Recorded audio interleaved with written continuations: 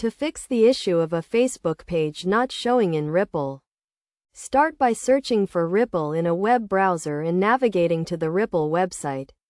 Click on the Login button and enter your email and password information. If you don't have an account, create one using your email and password. Once you've accessed your account, you'll see various options, including Home, My Post, My Brand, and My Account, as well as a search bar, gift icon, and question mark icon. To resolve the issue, go to Create a Post and look for the Facebook page option. If it's not visible, click on Add More Places to Share and select Facebook. Then click on Connect. Log into your Facebook account to establish a connection, and your Facebook page should appear.